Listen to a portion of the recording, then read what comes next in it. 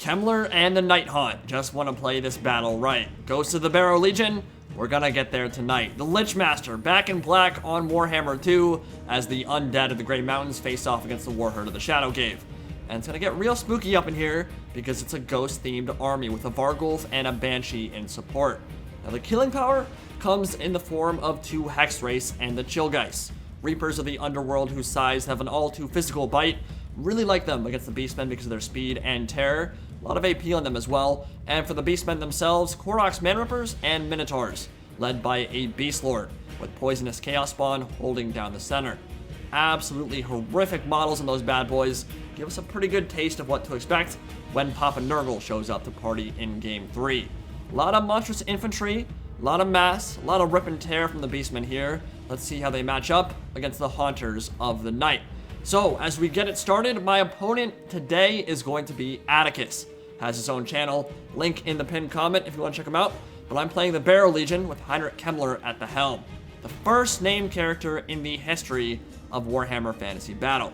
Cloak of Mist and Shadows makes him surprisingly tanky, and his Chaos Tomb Blade turns him into a corpse card essentially, granting regen and melee attack and an AoE when he's stuck in.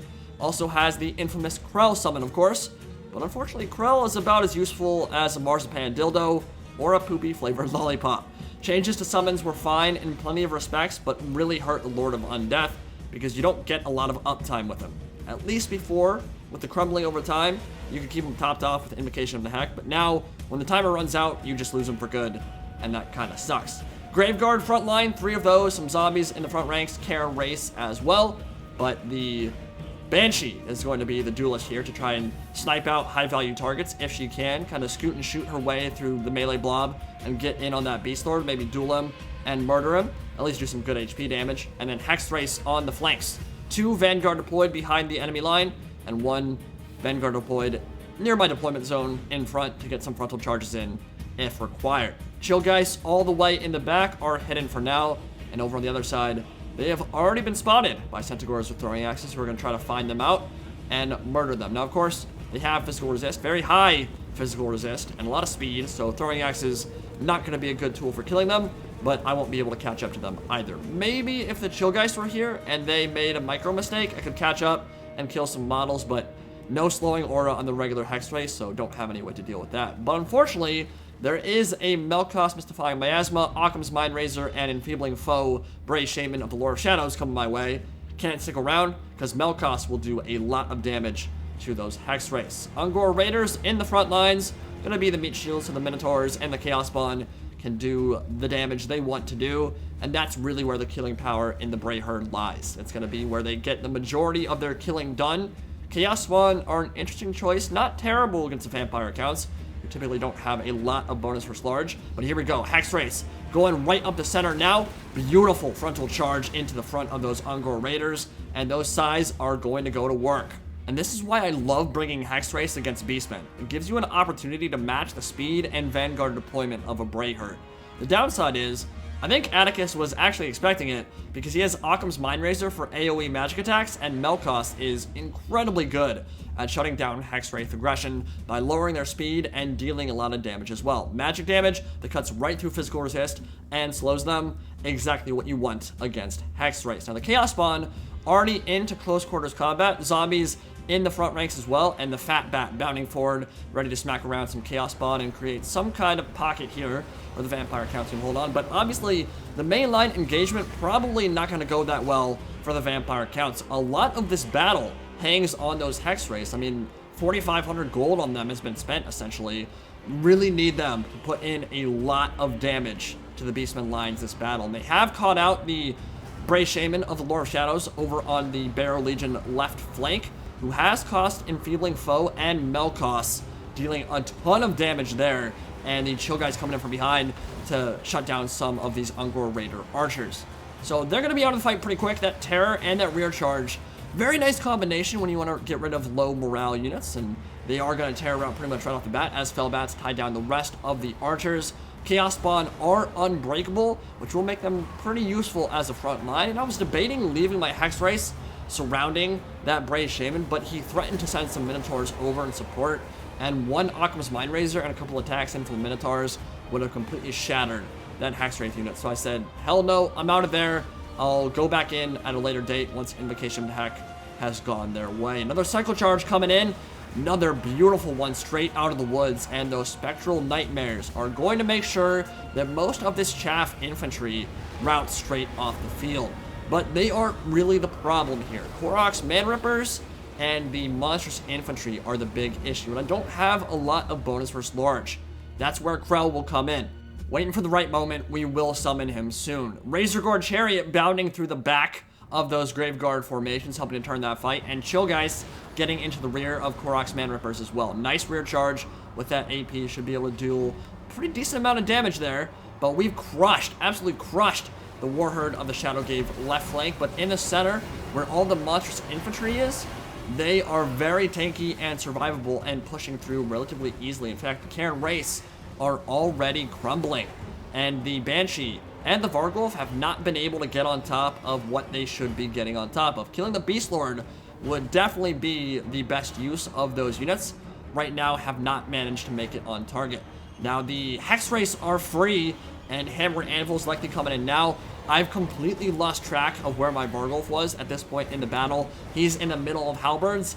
That is not where you want him to be. He's got plenty of space to push out of that with his mass, but not doing it at the moment. We're focused on summoning Krell and catching out this Bray Shaman. Now, I summoned him a little bit too far away from the Razorgore Chariot and the Bray Shaman himself. He'll be able to push out Terror Routed, but he will survive, and Krell did not get any attacks in on him.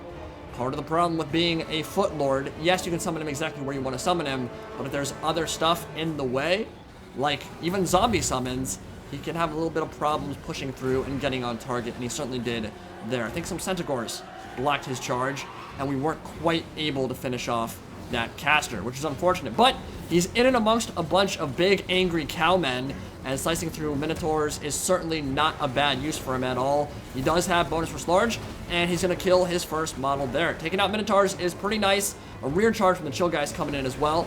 And with Kemmler in there, buffing everybody up, giving Krell +5 melee attack. And I think he has, what, 500 weapon strength? Pretty good. That's a Melkos, which is going to hurt those Hexwraiths tremendously. And we're going to move around and try to outflank this blob, rear charge it, and get that terror route popping off. So yeah, the Bray Shaman's right back into the thick of it on that chariot, causing a lot of havoc, but so is Krell. Just killed his second Minotaur, so at least he's gotten a little bit of value this game. Certainly not the worst performance ever, but that Shadows caster needs to die. He is the biggest threat on the field for the Barrow Legion's win condition, the Hexwraiths. If the Hexwraiths are given free reign and continue cycle charging over and over, Vampire counts are probably going to win the game. If that Bray Shaman stays alive and continues casting Occams and Enfeebling Foe and Melkos Mystifying Miasma against them, it's going to be a huge problem and probably prevent the Barrow Legion from winning. Now, the Banshee was, again, not on target. She doesn't have a lot of mass, which she shouldn't. She's a ghost. She's going to pull away and needs to find a way to get in and on top of that Beast Lord, who's on foot and is up to 100 kills at this point in the battle. Over on this side, I did cast an Overcast Invocation of the Heck, but I got screwed up a bit by that cap on how many targets can hit Invocation of the Heck at once. I tried to get the Chillgeist in it. Unfortunately, it did not hit them, and they are crumbling. They were one of the units I targeted, but it can only hit up to 3 units at a time now, and so they are still very close to death. I do get a second Invocation of the Heck off, and that will keep them alive for now, right there. Gonna smack it in and hopefully keep them in the fight, but they are very close to routing completely off the field and just shattering completely. So that's not good, because again, they are a huge part of the win condition. 2 of the Hexwraiths are on life support right now. There is a third that has relatively good HP pools left. Graveguard are fighting it out with Ungors and the remnants of the Chaos Spawn, but I think the Minotaurs and the Bray Shaman at this point are the biggest threats on the field. The wins of magic pool for the Beastmen has to be very low at this point, but that's also true for the Barrow Legion. Heinrich Kemmler's done a lot of Invocation of Hex this game, and some Von Hall's Danse Macabres as well.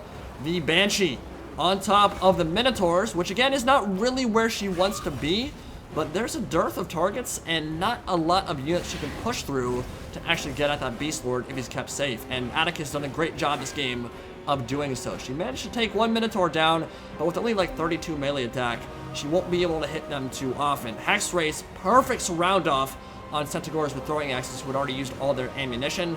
and they are going to start chunking through the pretty high-value cav unit.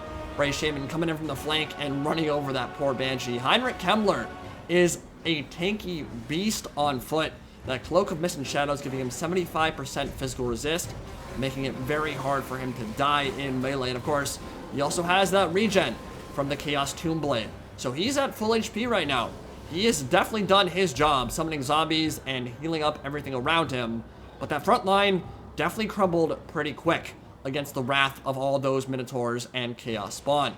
So the Hexwraiths, all 3 units are still around and still on the hunt, but 2 of them are super close to disappearing for good, and that will definitely be a problem if you're the vampire accounts. Nice charge coming in, gonna catch out these Centaurs, and the Chill Guy's slowing aura will prevent them from escaping. Most of them will die here. Size will bite deep, and Centaurs will die. When are we gonna see Goros Warhoof? That'd be a nice little addition to the Beastmen army. Of course, I'd like to see some Gorgons as well. Maybe a Doom Bull too. It's been too long since the Beastmen got an update. I would like to see them in some kind of DLC update relatively soon. But the Minotaurs are doing what Minotaurs do, causing intestines to fly each and every way. And yeah, cutting through zombies probably not going to be too difficult for them. They're just smashing through them real quick. The zombie summon will quickly dissipate under the wrath of the Minotaurs of the Warherd, and things are starting to look pretty dire for the Barrow Legion. The ghosts are on their last legs, trying to get some cycle charging in, trying to cause some terror, but it is getting more and more difficult. And of course, there are 2 units of Chaos Spawn still left. Not a lot of HP on either one of them, but Kemmler is starting to take HP damage now, probably close to the healing cap, and there are a decent amount of Monstrous infantry left on the field. Banshee's not going to carry this one. Krell's long gone, crumbled out of existence a while back. Bestigors are still relatively full HP, and it's going to go the way of the Warherd of the Shadow Gave, the Minotaurs. It wasn't a Minobus, not quite, only 2 units, but it was a powerful Monstrous infantry core, one that the Vampire Counts and the Barrow Legion were not quite ready to deal with. People were getting sent flying left, right, and center. The Beast Lord, up to 120 kills. Kemmler will crumble out of existence relatively soon, and that will be your game.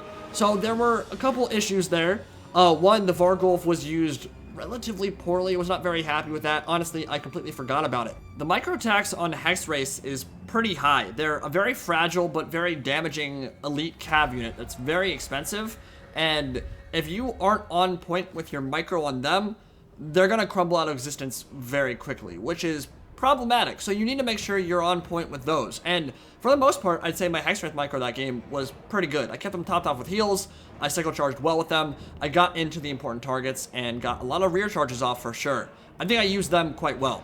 But that meant that somewhere else, something was not going to be microed very well. And in this case, I blanked out completely and just pooped my mind when I was thinking about the Vargulf. And they just got stuck in with a Beast Lord and with Minotaurs, Chaos Spawn, and a Beast Lord. And of course, the Vargulf is not going to get a lot of kills when he's sitting on top of those. So if I had microed that better, I'm not sure it changes the game there.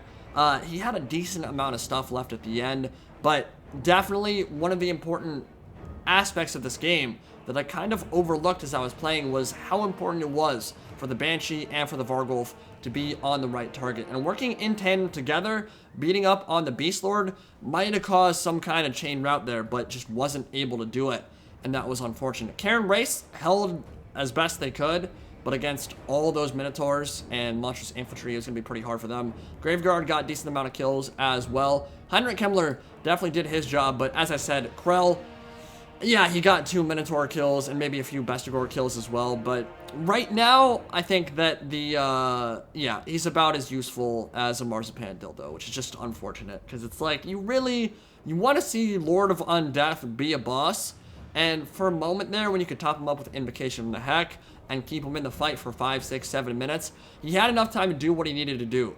Now, because he's a Footlord, and because he just doesn't exist for very long on the map, he just can't do a lot for you unless you get pretty lucky or pin him in place with Blood Knights or some other target with high mass. Atticus played that game very well, had a very good build to counter the ghosts, and definitely deserved the win. Hope you guys enjoyed. Peace out.